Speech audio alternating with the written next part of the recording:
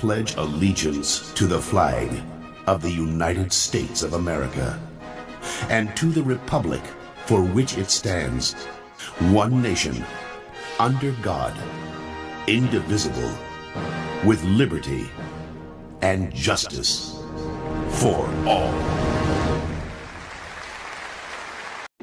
Now, wait a minute, Jack. This is a friendly celebration. I don't much like the way you celebrate.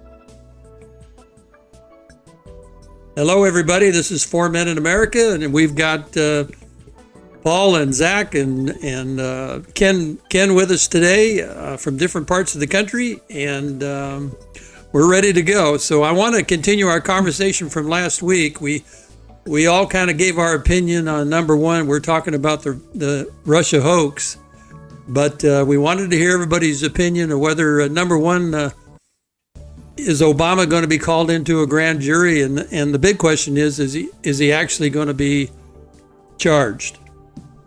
Whatever they come up with a charge, is he really going to be charged? And we want everybody's opinion on that. So we'll give Zack and Ken their. You guys have the floor. Anybody can go first and tell us what you think is going to happen to Obama. That's where we'll start today. So alphabetical order. Yeah, B there you go. before Z. Right. So you're up, Ken. Okay. Well, to me, too much has been made by the announcement from Gabbard and the president's comments. And I believe that there was a concerted effort made by by senior officials in the Biden administration. But I think Obama was the string puller, the puppeteer, to concoct the Russian hoax and a lot of the things that I think they tried to use to keep him from being elected. So I think there's too much here for the Trump administration to not indict or charge or something, but you want to see this country ripped apart, just indict or charge Barack Obama, and it's going to get really hairy really fast. Yeah. Okay. Good. Zack, your turn. Well, the whole 4 years, the last 4 years of Obama and the 4 years of Biden, there's so much went on behind the scenes, we don't know what we don't know. Personally, Joe Arpaio proved that Obama was born in Kenya years ago. Yeah, that was Paul's point last week too. Okay. So people that know. People that don't want to know, don't know. And I think it slowly, in the mainstream media, and particularly in alternative media, they're waking the general population up. And I think they're getting the general population ready to accept the fact that we're going to have to deal with Barack Obama. I think when a certain percentage of the population realizes it's necessary, that steps will be taken. Okay. I do not think that Pam Bondi will be involved. I do not think the Department of Justice will be involved. You think it'll be a military tribunal? Exactly.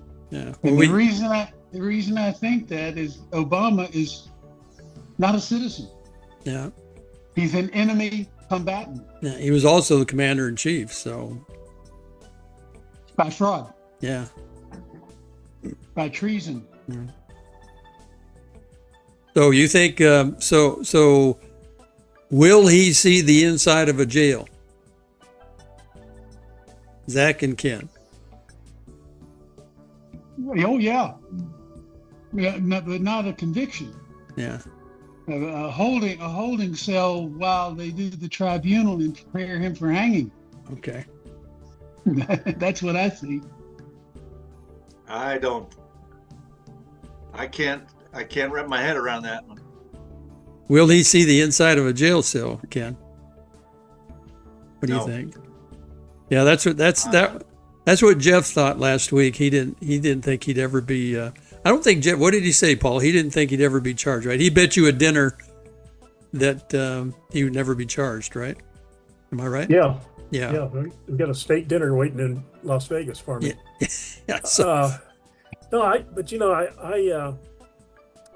just think this is too big to gloss over. We had a sitting president who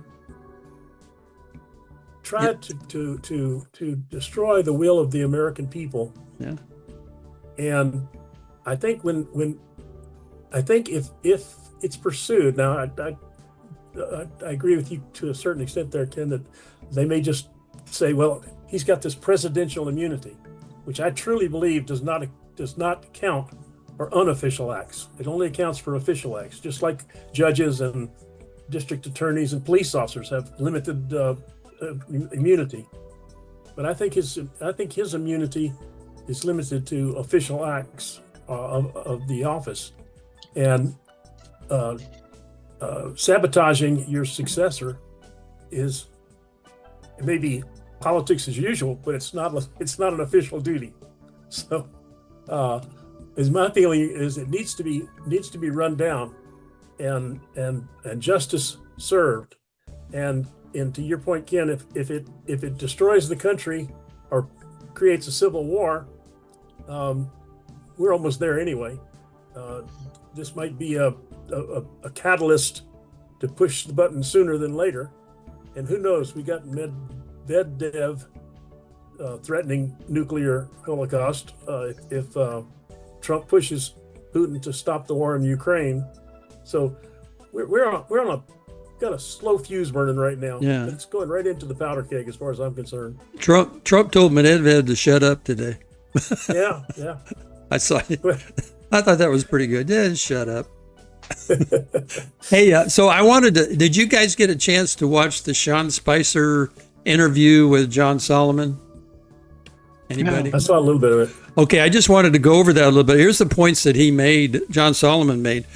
He said that in April, Kash Patel opened a grand conspiracy case. Okay. This was in April, which is like a RICO or against the mob or that kind of thing. Okay. Yeah, RICO. He opened that up. And the second thing is that the follow-up to that is once that's opened, the next step is to appoint a strike force. Okay. Well, and Pam Bondi hadn't done that yet. Well, the day after he talked about it, she did that. She's put together a strike force which will do the investigation.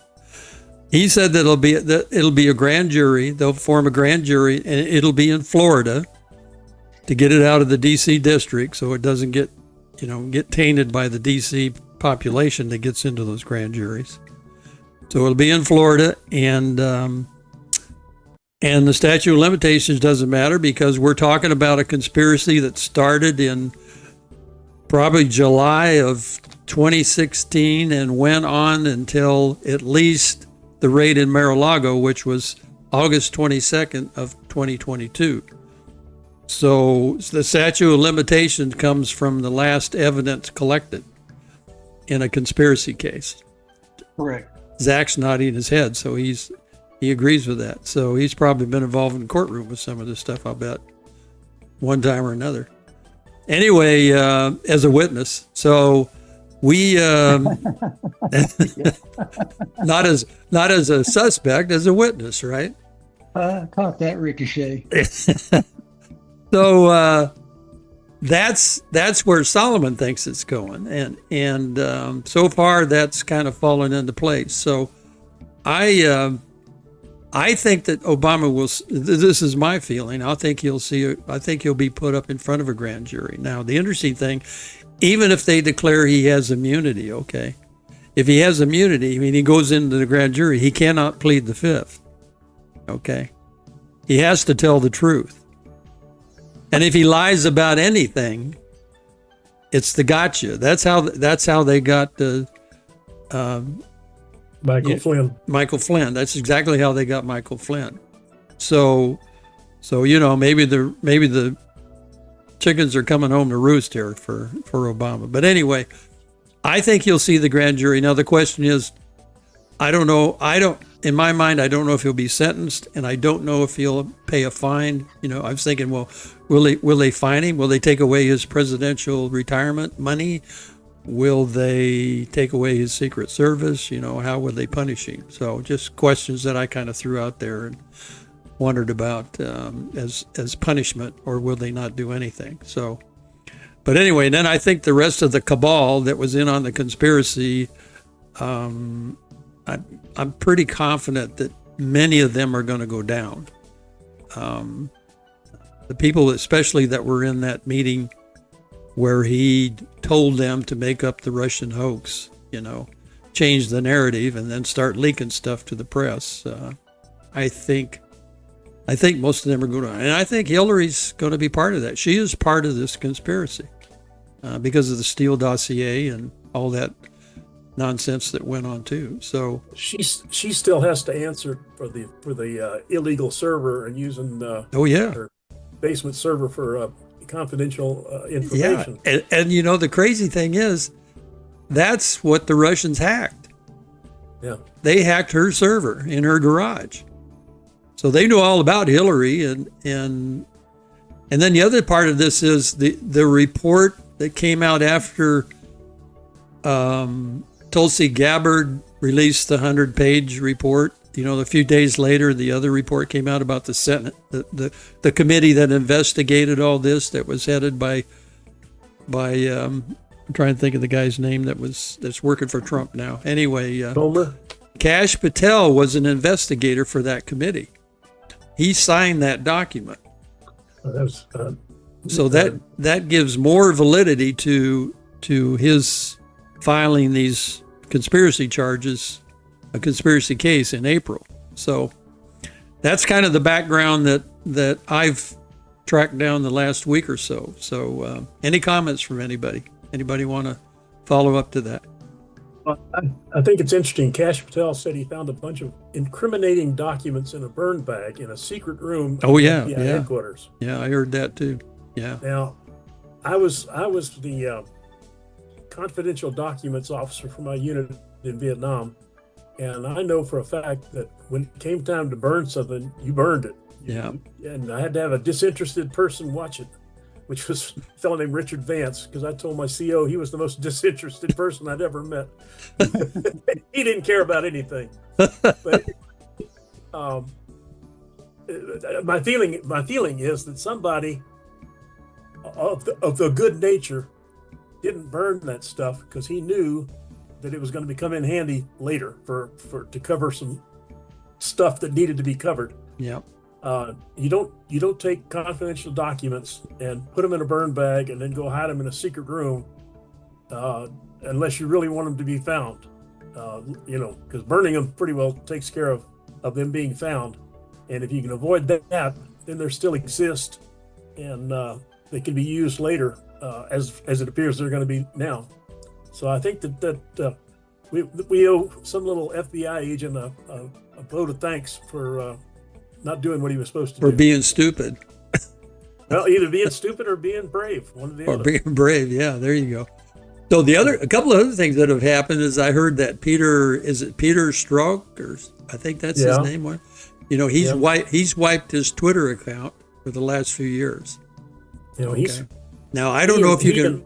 I don't know if you can wipe your Twitter account. I guess we can ask Elon Musk about that. But he's getting rid of all that stuff. And there's somebody else. I don't remember if it was John Kerry or if it was Comey that's wiped his stuff out.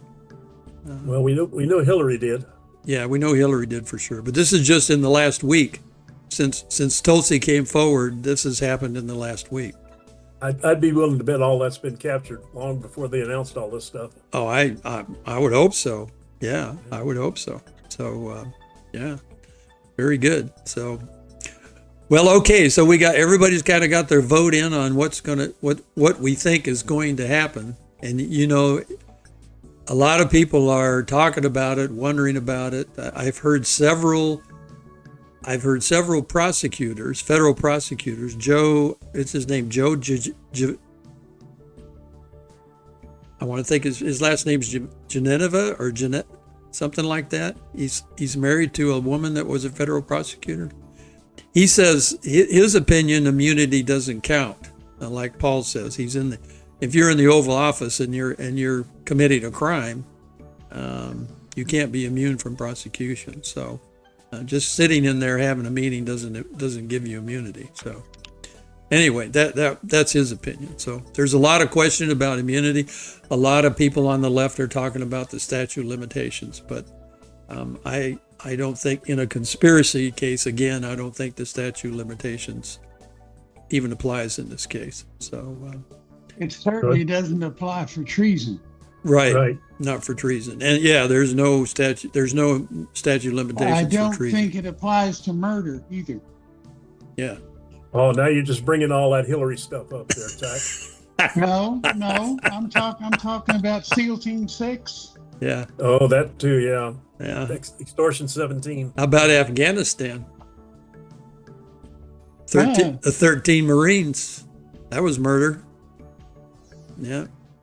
So we talked about that last week. We were talking about what rises to the Watergate heights, right? And we said, well, that surpasses it. We think that Afghanistan surpasses it. We think Benghazi surpassed it. And there's a lot of question about Benghazi. All of those things surpass the level of Watergate. So that's an interesting thing to talk about, an interesting question. So, yeah. If you go into Benghazi, you get into some interesting stuff. Like there were some Stinger missiles that had been taken off the books on a CIA stack and traded for some other stuff. And that's what Christopher was doing in Benghazi at the time, was negotiating getting those back because they were serially numbered. And after one of them goes off, the pieces with the serial number can be found. And so they were trying to police those up and get them back into inventory so they would know, so nobody would know that Hillary and her sidekick there had taken those out of inventory and used them illegally. Yeah. And Benghazi was, nobody's ever, at least I've never seen it documented anywhere or talked about, where they don't know where Obama was that night. He was never contacted about anything. And that was his, the ambassador to a country is your official representative.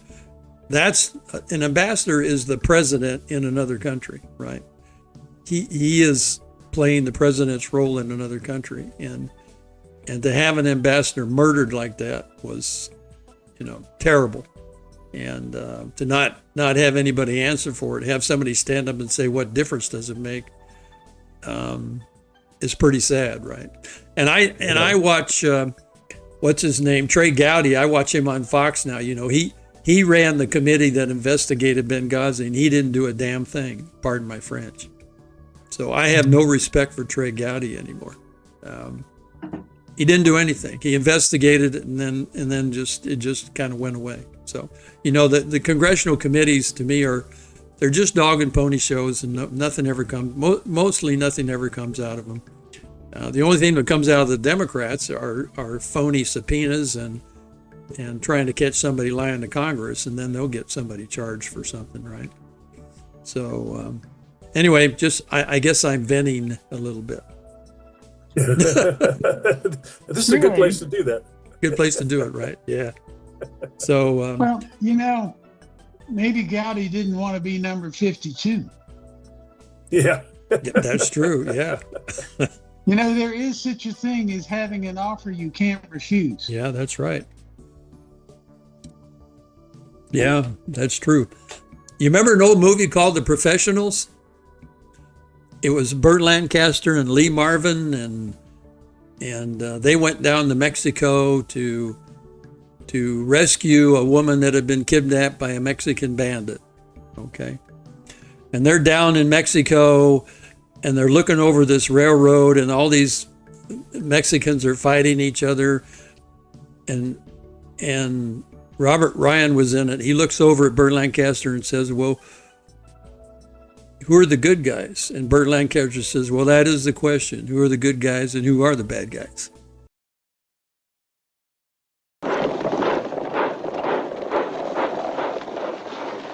What were Americans doing in a Mexican revolution anyway? Maybe there's only one revolution. Since the beginning. The good guys against the bad guys.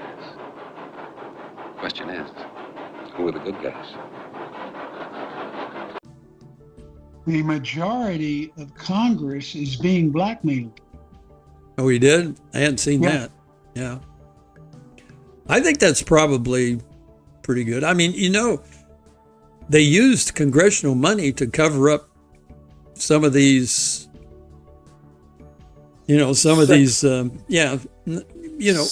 interests. Picadillos. picadillos, people that, sexual harassment, let's call it. They covered it up and used congressional money, and no one will talk about that. No one will tell us, who got paid and who did what, and so obviously, they're covering up something for somebody. Sure. Comments? Anybody? Go ahead, Ken. I can see you. Well, see you. I think Zack kind of hit it on the head when he said, we don't know what we don't know. Right. Yeah. And if evil can keep the truth from the people, it's hard to hold evil people accountable. Yeah. And I think the world has been full of evil people who got away with a lot of stuff because they kept it under wrap, Yeah. Through blackmail, through whatever, they kept it from getting out. Yeah. And, Exactly. Well, that fits that category. Is it? We don't know what I we don't mentioned know. several weeks ago. I'm a member of a faith that has the Book of Mormon in addition to the Bible as a part of our scriptures, and it talks very much about secret combinations and how they existed for millennia and how they will exist in the latter days, it's called. Yeah. And we're in those latter days. Yeah. And there are secret combinations that it's hard to know what we don't know. Yeah. And I want to throw this in right now. Many years ago, I wish I'd captured it because it was so important. But Hillary Clinton was caught on camera talking to some other government official. And she said to him, and I can't quote it, but I'll tell you what she said. She said, whatever you do, don't use email because it never goes away. And what did we find out later? She used email, but she didn't use the government email that was captured. Everything in government email is captured. Right. And that's why she used her own server and her own Blackberries and that sort of thing. Sure. But one of the other ththings that she said that I thought was kind of interesting was when the Benghazi thing was going on, somebody, the word was she should be punished for all this. And her comment was, if I go down, half of Washington's going down with me. Yeah. And so as Ken kind of points to, we got nobody in Washington wants to spill the beans on their neighbor because the neighbor's got their stuff too, and so everybody's stabbing each other in the back, or at least holding a knife to everybody else's back, saying if you breathe a word of this, you're gonna get all your dirty laundry thrown out on the street. So it's just a big cover-up club. Yeah. So brings up a question about in this cabal, in this conspiracy, who's the ones that are involved in this conspiracy? Okay, what do you which one of those people do you think is most likely to help the government case? Will turn and testify against someone? First. You think Clapper? You're voting for Clapper? How about you, Zach? Who do you think? Who would help the government prosecute the other ones? Elaine Maxwell. Oh, okay. You think you're talking about Epstein's widow or Epstein's girlfriend? No, not Elaine. Yeah, Elaine Maxwell. Oh, Ghislaine, yeah. I guarantee you, she knows. Yeah.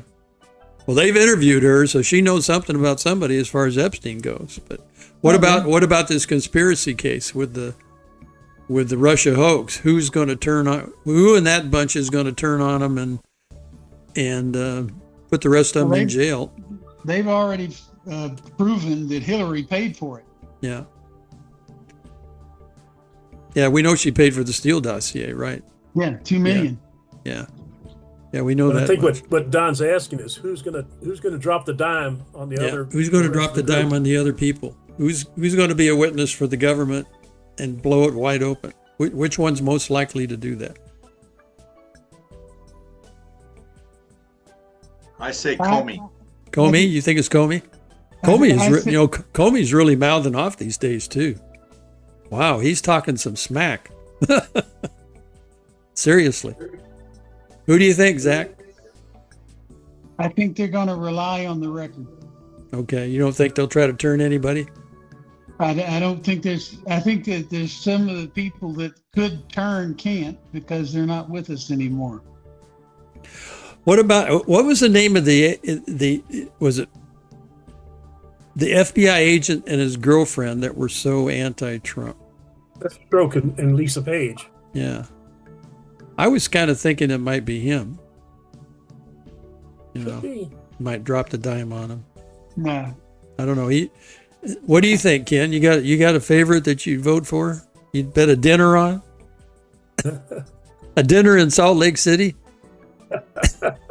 I just said it. I think Comey will. Oh, you think? Oh, that's right. I'm sorry. Yeah, I think that's a good pick too. Nobody thinks. Who we got? We got Brennan. We got Clapper. So Paul thinks it's going to be Clapper. Well, then you've also got Susan Rice. Susan Rice. Kerry was in it. Yep. Oh yeah, Kerry was in there. Yeah. He was part of that meeting, and they're trying to kind of keep that quiet. What was the other gal there's another gal in the White House that was in there too, but well, anyway, okay, so we got Comey, we got Clapper, we got Zack doesn't think anybody will turn, and then we'll have to get Jeff's vote I'll get in contact with him and see what he says. So we got a lot of dinners riding on these choices. We don't bet big money, we just bet dinners, right? That's okay. Well, I think, are you aware that Catherine Herridge has been assigned to Guantanamo Bay? Yeah, I knew that. Well, isn't that strange? Yeah. She went down there, right? She went down there for... Oh, she's there. Oh, she's there now? Okay. Yeah. But she's not working for CBS. Nope. Yeah, she's down there working for... But that is the most secure base outside of the United States. Yeah. Oh, yeah. Absolutely. Yeah. Did she go down there? She went down there, though, I thought, to cover the new, the illegal, sending the illegals down there. Was that that's a smoke screen, huh?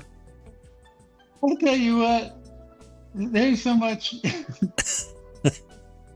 misinformation, disinformation, hands behind the scene. Oh, yeah. Sure. Machiavelli was a piker compared to these folks. Yeah, take it with a grain of salt, right? Well, you don't know what the truth is. Yeah, well, yeah, you really don't. Yeah. And so it is so easy to have a narrative built in front of you to where you develop a bias. Yeah, oh, sure. Confirmation bias. And you only look at the things that confirm what you already think. That's exactly how the Russian hoax worked, right? They leaked it to the press.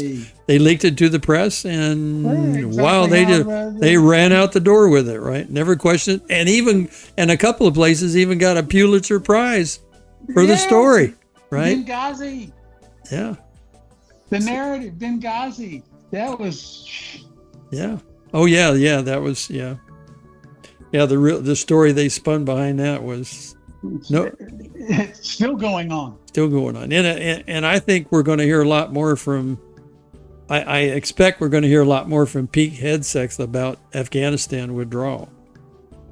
I don't think that's dead yet. I think he's going to have something to say about that. They're already investigating that entire withdrawal now and all the officers involved. So I know that's happening in the DOD, yeah, Defense Department. So, you know, all those things are being looked at. And although Benghazi wasn't a military operation, I don't know if they'll go back and look at any of that. But It was a CIA operation Yeah, it was run also- by Hillary Clinton. yeah, it was CIA, yeah. So, but what difference does it make, right? I think that was her quote, right?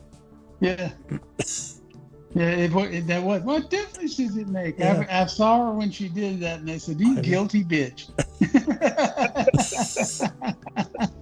That's French for the audience. No, yeah, that's redneck Florida.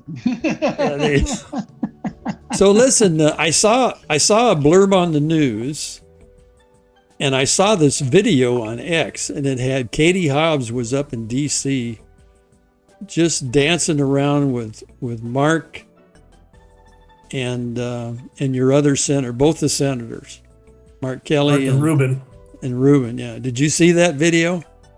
Oh No. man, they got it together. They're going to fix Arizona. There is nothing going to go wrong with those three taking care of Arizona. You didn't see that, Ken? Oh, I did not. You got to go look for it. All I've been hearing about is how Ruben Gallego is suddenly interested in Iowa. Yeah.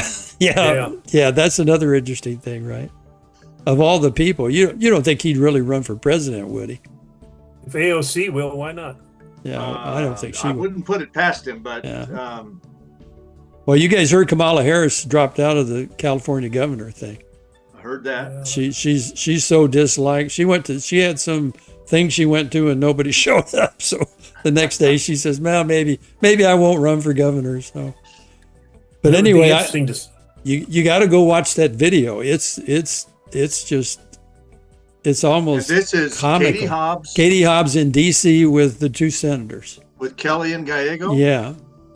I think they're probably in Kelly or Gallego's I'll have to office, Google that one. and they're just, oh yeah, they got everything fixed in Arizona. You are not going to have any problems anymore. So just to let you know. My guess is that they're building resistance for some information that's going to come out, and they want to put some plaque out in front of it. That's And kind of. I think it's going to be related to the last election. Yeah, that was Gabby Giffords. That was one of her real fortes doing that, right? She would come up with those something to mask something that happened beforehand. Because you go back to Gabby Giffords, and I don't want to change the subject real quick. We'll get back to this current stuff, but I don't think they were after her. I think they were after that federal judge. I think he was the target. I've always believed that.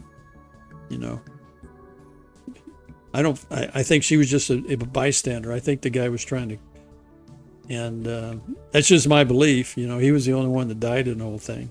And what was his name? He was the one that Sheriff Mack, Sheriff Mack had his case against the Clintons with that judge. That judge was the presiding judge, and Sheriff Mack won the case, that Second Amendment case, right? Was it Mole or Mall or Immowal? Roll? Was it Roll?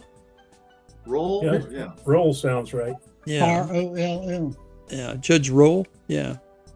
Anyway, he oversaw that case, and and Sheriff Mack won that case, and so I just really believe he was the target in that whole thing. And not to, sorry to change the subject, but let's get back to Katie Hobbs and what. So what else? What do you guys say? What did Paul and Ken? What do you think about this little get together they had? I know Ken hasn't seen it, but have you seen it, Paul? No, I have not seen it. Okay. So I can't real comment on it from that standpoint. I can comment on it on another standpoint, and that's three of the worst. The three. My comment on X was the Three Stooges. Yeah, I wouldn't. Yeah, I mean, but that's all I said. I didn't say anything nasty about it. There's no redeeming qualities in that whole group, as far as I can tell. Oh man, so I saw Ken Bennett's buddy on a video clip this morning. My buddy, who's this you're talking about? Wendy Rogers. Oh, Wendy, does Wendy do anything but try to raise money? Never. Because I get 2 emails a day from her. Yeah, I get them here in Florida, 2 or 3 of them a day. So I haven't unsubscribed yet, but I'm thinking about it. She got rid of me. She got rid of me. Oh, she worked on. Is she helped work on that? Oh, she raised over $250,000 for Fincham. Oh, great. Yeah. To take me out in the primary last July. So. But she does. What does she do? What kind of legislation has she passed in Arizona? What has she done? I mean, you look at somebody like Shauna Bullock. She had 35 something bills in the legislature, and she got 16 of them passed through Katie Hobbs. Good stuff, right? Rogers has built a national database of about, what I'm told, 60 to 70,000 people who she has their emails, and she sends them an email once or twice a week or a day or whatever. And they send her money needed, and scares them with some comment that the world's going to come to an end unless you send $25 to John Smith. And if you can get on her list, as Fincham did, well, Rogers' son in Florida runs both their campaigns, so okay. They're very closely associated. But Wendy just raises money by scaring people and asking them to send $25. And when 10,000 of those 60 or 70,000 people send $25 to somebody, they can do a lot of damage. Yeah. On March 31st of last year, Mark Fincham had $40,000 on hand, and I was about 10 points ahead in the polls and kind of gliding towards re-election. Wendy Rogers raised him about $350,000 in April, May, and June. 85% of it came from outside of Arizona, and they spent almost every dime of it just telling 5 or 6 salacious lies about me, and I was gone. I went from 10 up to 10 down. The biggest thing, though, was Trump's endorsement of Fincham that was kind of left over from his 2 or 3 years ago. Yeah, 4 years ago. Yeah. And he regurgitated that as much as he could. That endorsement, and well, there's another one. What has Mark Fincham done in the Arizona Senate? What bills has he passed? He got 0 bills this year. Yeah. I mean, isn't that a measure of being a legislator? Isn't that what you're there to do, right? Yeah. So I don't know. There you are, starting a rumor, Don. Yeah, I know. That's talking logically, starting a bad rumor about actually developing bill. I mean, I probably wrote more bills than those two. I keep writing the bill to get the sequential numbered ballots, Ken. Okay, I've written that a couple times, and I gave it in, and I know somehow Shauna Bullock picked it all up and went to Texas and investigated, and she's been championing it. I think she'll do it again next year, but if Andy Biggs gets in there, maybe it'll get signed. That would definitely be a step in the direction. Accounting for the pieces of papers that can become ballots. Exactly. It's very important. Yeah. It's called chain of custody. Yeah. And you send out 100 ballots and you get back 100 voted ballots. That would be a huge step forward. Yeah. But I've released a 5-point plan on how to make sure our elections are correct and have integrity. Is that from your? I think. Is that from your new group down in? The most important thing. In fact, I was just on a meeting a couple hours ago with a group nationally that's a working group underneath within the Trump administration to help come up with ideas on how to make sure our elections have integrity going forward. And as I'll say to you what I said to them, and they were all just agreeing with me hook, line, and sinker. The most important thing we could do is require election departments in counties and states and across the nation to release the ballot images and the cast vote records. Yeah. Also verified voting. We got to verify that who's registered to vote by name and address, so that we can clean up the voter rolls Right. and make sure that people aren't registered 3 or 4 times or 25 people at one address. Verify who voted in every election. Verify that there's one ballot for everyone who voted, no more, no less. Yep. And then release the ballot images and the cast vote record. And we'll clean up our elections faster. You can blink. That's exactly what's going on in Georgia right now. The Georgia Elections Committee in their legislature has subpoenaed the Fulton County images and voting, whatever you call it. Cast vote record. Vote record, and they won't turn it loose. So they've asked the DOD to help them get it. So maybe you guys need that. I'd go do that in Santa Cruz County. Get the get the Department of Justice to help you get those records. Any election official that won't release the documents on which that election were conducted is hiding something. Yeah. Oh yeah, sure. Yeah. And you're facing that in Santa Cruz County, right? You guys have asked for records down there, haven't you? Your group? One of my associates filed a public records request almost 2 years ago now. It was the 2022 election. All you have to know is for 16 consecutive years, 4 or 5 election cycles, the precinct committeeman names were given to the elections department as signature verification witnesses, and they were never allowed to serve. The one time they complained, they made us stand outside of the room looking through a glass at a group of people opening the ballots and verifying the signatures. through the looking glass, right? Yeah, Santa Cruz County is one of the most corrupt counties in America. Yeah, there's no doubt in my mind. Well, I got to tell you a story, Ken. Now, you'd appreciate this. When I first went to Santa Cruz County, a retired Border Patrol agent by the name of Kenny Fine, I was standing at the post office in Nogales in the parking lot, and he came up and introduced himself, and he says, "I've heard about you." And I said, "Oh, really?" I'd been there about 2 weeks. He says, "You need to know something about Santa Cruz County." Okay, he pointed up on top of the courthouse. He said, "You see Lady Justice up there?" "Yes, sir, I do." "What do you see?" "Well, I see she has a sword in one hand and the scales of justice in the other, and she's not blindfolded."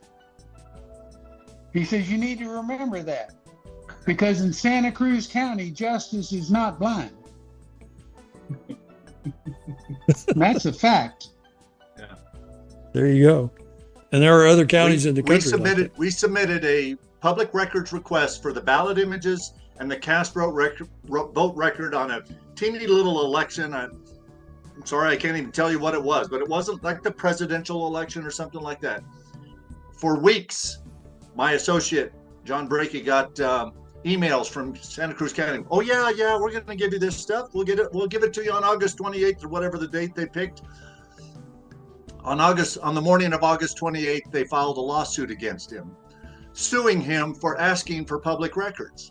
In Arizona, if a public entity, a public body, doesn't want to give public records to somebody because they are confidential or whatever, there's a few reasons identified in state law as to when public records cannot be released or should not be released.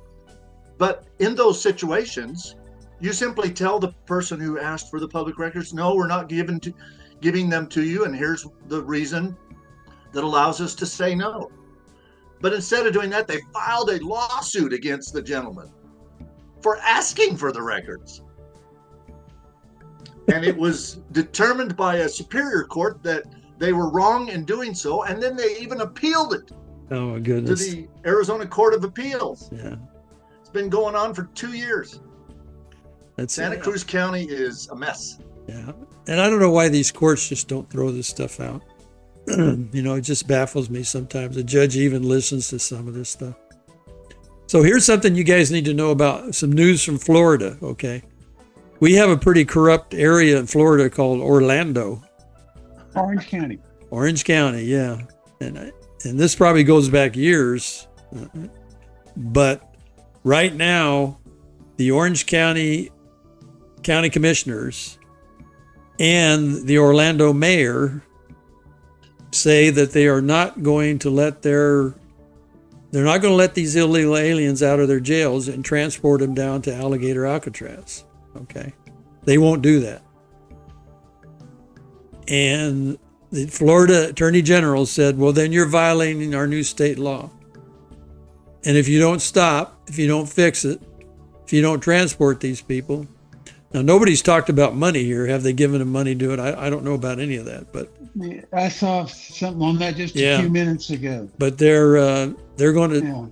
Yeah. He's told them that DeSantis will fire you all if you don't get on the stick here, okay, and help support and enforce the new Arizona immigration law. So we're kind of waiting to see what happens there. He has decapitated a few, and not literally, but figuratively, a couple of judges down here, another mayor. And I told you about the sheriff down here that was running a gambling ring that he got chopped off. So yeah, there's stuff going on down.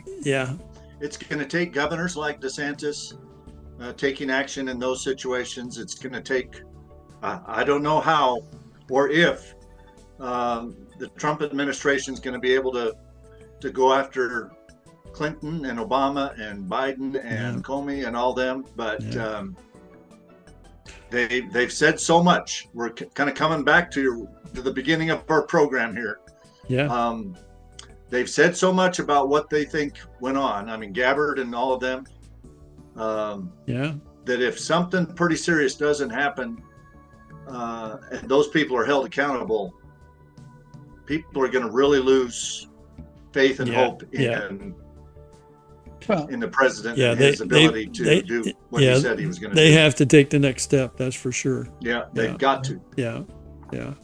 Obama made a documented false claim to United States citizenship. Yeah. That does not have a sunset date. Yeah. And again, Paul made that point last week too about, he actually. If he was an illegitimate president, right, I think you can make the case that everything that he signed into law is null and void. Yeah, I think so too. And I think that's got people crap in their drawers, because there's a lot of programs that he set up that made a lot of people very rich. And when they have to go claw that money back because those signatures weren't legitimate, just like I'm reading right now about Biden's auto pen. There are things that the president must sign, and there's things that the auto pen can be used for.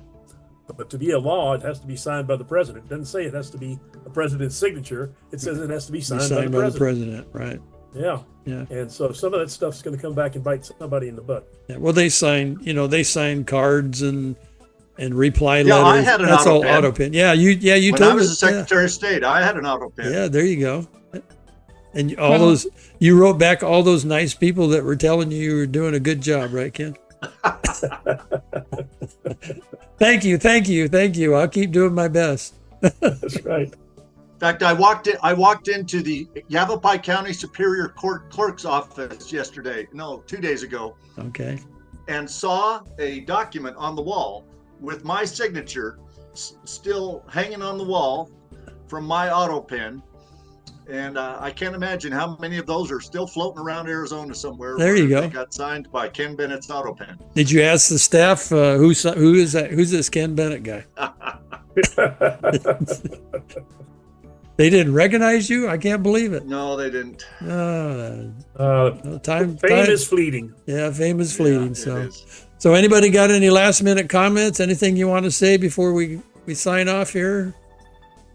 No, I just heard my family come in downstairs, so the timing is perfect. I need to Okay, run well, that's myself. good. Yeah, say hi to everybody. We're glad you're safe in Utah. When you going back to Arizona, Ken? Oh, Sunday or Monday or something. Okay, all right. Well, have safe travels, right? And Pleasure to be with you guys. Yeah, Paul, Ken, thank you. Zack, thank you. Thanks for joining us, Zack. I guess you got through your thunderstorm, huh?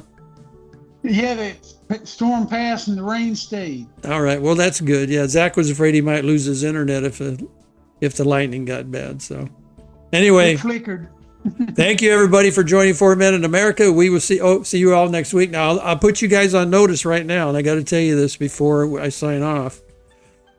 We are having new floors put in our house next week, Monday, Tuesday, and Wednesday. So I might have to tear my studio apart here, and I don't know if I can get it back together by program night Thursday night. So I'll send out a Zoom Keep us in tune. and I'll keep you in tune. Okay.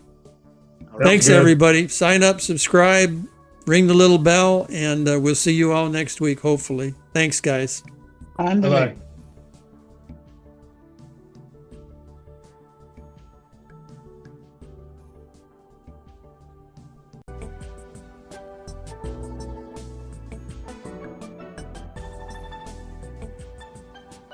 But the broader, bigger point is this. Tulsi Gabbard referred this stuff to DOJ. Yes. And John, I said it yesterday on the show. This is personal for me. I sat for hours getting ready and then ultimately testifying in front of Mueller. It cost me and a lot of people a lot of money. I don't want my hopes to get all fired up. I want, if people did everything that you just described in the way, then they need to be held accountable. And here's my question. And I know you might not be able to answer entirely, but like, what's the expectation now? Because Tulsi Gabbard sends it to DOJ. If this just gets pushed aside, then I'm sorry, I'm gonna get really pissed off. But I feel like this deserves, so here's what I wanna know. Based on your years of experience, what should happen? And more importantly, who should it happen to? Who should be held accountable? Well, we have proven a political conspiracy occurred to hamper Donald Trump, to mislead the American public and hamper Donald Trump. The question now is, does it rise to a criminal conspiracy? I think a lot of people listening today are screaming, oh, yes, of course it does. That's for a grand jury to decide. Now, there's a problem.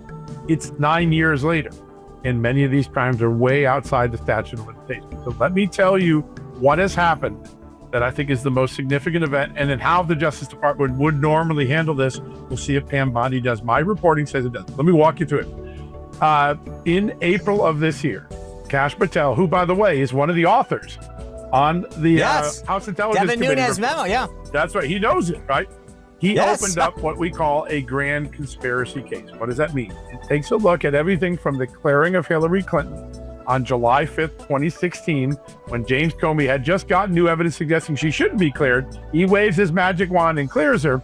That moment, that day, through the Russia collusion investigation, through the Ukraine impeachment, through ignoring the Chinese intervention in the 2020 election, to Jack Smith raiding the Mar-a-Lago home of President Trump, and then bringing charges in Florida as one ongoing conspiracy.